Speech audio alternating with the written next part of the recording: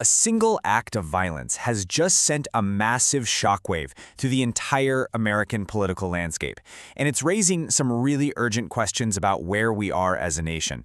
So let's break down what happened, and maybe more importantly, what it all means. The headline itself is just brutally simple. Charlie Kirk, who is one of the most visible and, let's face it, controversial conservative activists in the country, was shot and killed, right on stage. And the location here is just so key. A university campus, a place that's supposed to be a battleground for ideas, not for bullets.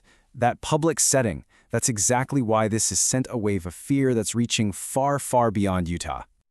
So this is the question that's on everyone's mind. Was this just some random, tragic act of violence, or was it a political assassination? Because the answer to that question changes absolutely everything. Okay, so to really understand the fallout, we first have to get a handle on exactly what transpired. Let's walk through the timeline of the attack. So it all went down on September 10th, 2025. Kirk was on stage at Utah Valley University. It was part of his American comeback tour. And then a single shot just cut through the whole event, striking him in the neck. Almost right away, authorities came out and said this was no random shooting. They called it a targeted attack. And pretty soon after, a 22-year-old suspect was in custody. And you have to notice how quickly the official narrative got set here. Utah's governor didn't mince words, didn't hesitate. He immediately framed the entire event with two incredibly powerful words: political assassination. And that single phrase, right from the first hour, shaped the entire national conversation. But look, this killing isn't just about an event. It's about the person at the very center of it. To really grasp the impact, you have to understand who Charlie Kirk was.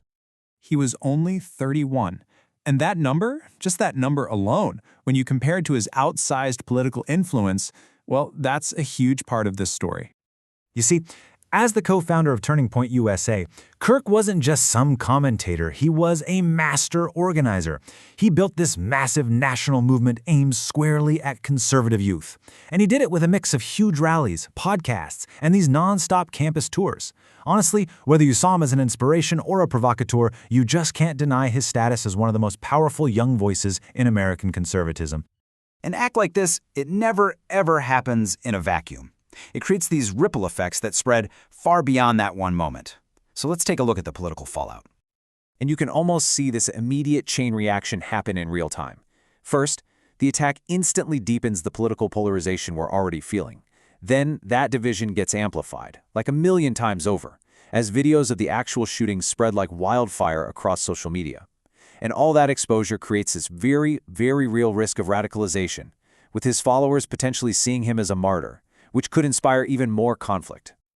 For years, Charlie Kirk was a classic lightning rod. I mean, he was absolutely beloved by his supporters and, at the same time, fiercely criticized by his opponents.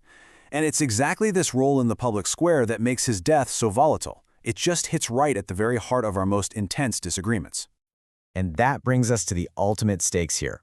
Because this isn't just about one man or one party or one ideology. This is about the health of democracy itself. I mean, history has taught us this lesson again and again and again. When violence gets normalized as a political tool, it just corrodes the trust that holds a free society together. It creates these scars of fear and retribution that can last for generations. Ultimately, what this really boils down to is a stark choice. Democracy is built on this whole premise of debate with words. The alternative is violence with bullets. And that is a fundamental threat to the very foundation of our system. An event like this forces a nation to really confront which path it's on. And this right here is the essential takeaway. It just doesn't matter if you supported Kirk's views or if you were one of his fiercest critics. The moment political violence enters the equation, it becomes a threat that just transcends party lines and, frankly, endangers every single one of us. This event is a clear turning point. It leaves behind this one single profound question that's just hanging over the country's future. How will America respond?